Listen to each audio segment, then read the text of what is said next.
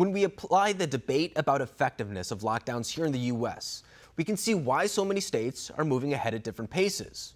Michigan is one of those states, where this battle is currently playing out between state leaders claiming to be acting in the public's best interest and anti-lockdown protesters wanting to make these decisions for themselves.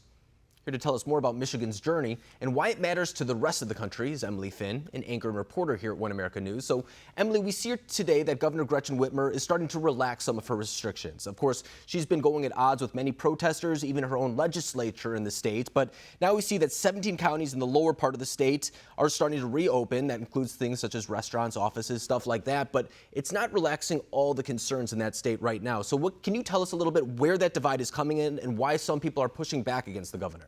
Absolutely. So Michigan is one of those states, Alex, where we've been seeing a lot of protests. Even on Monday in Grand Rapids, there was a sheriff who said that, he compared Gretchen Whitmer's lockdown orders to the mass arrests of state residents. And that's a pretty intense comment. But what a lot of people aren't realizing is that, there was a poll released this Wednesday that found that more than 80% of all political groups in the state, besides Republican men, actually agree with Whitmer's handling of the coronavirus pandemic. So it appears that these voices are just much louder than the majority of the people living in Michigan.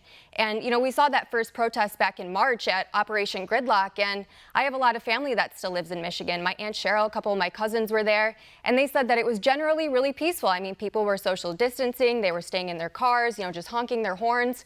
But it was Whitmer's response after that really escalated the tensions between the protesters and the governor. I mean, she was a little bit threatening. She was saying that, it's because of people like this that she may have to extend those stay-at-home orders, and she did. I mean, it's 2 months later now, and in the lower parts of Michigan, they're still under lockdown.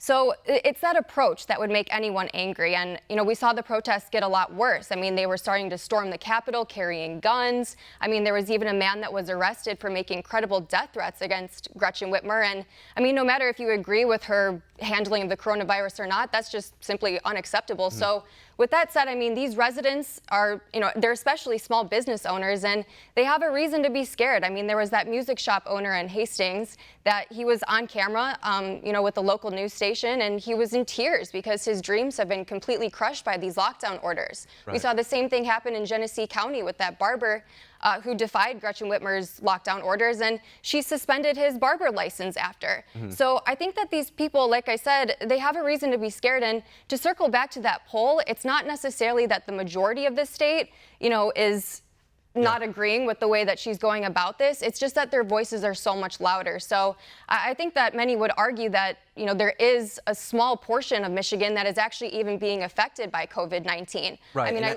I'm sorry. Yeah, and I would also point out that I think it's important to recognize, too, that Michigan, like many other states, is made up of different demographics that may feel different ways. For example, in Detroit, they're dealing with a pretty strong outbreak right now, whereas parts of the northern part of the state or the more rural areas are not dealing with the same thing. But I think it was Gretchen Whitmer's response that kind of applied a one-size-fits-all type of approach, where saying whatever happens in Detroit should be followed in the Upper Peninsula as well, where that's just not the way to go about it. But I do want to also talk about another issue that's happening in Michigan, and it's the idea, it comes back to actually Gretchen Whitmer's leadership as well, but just recently there were 2 dams that broke in Michigan, and it caused devastating effects across different parts of that state right there. But it's also bringing up the idea of a divide between the federal and the state response. Can you tell us a little bit what the response is like right now in Michigan when it comes to the federal and state legislature?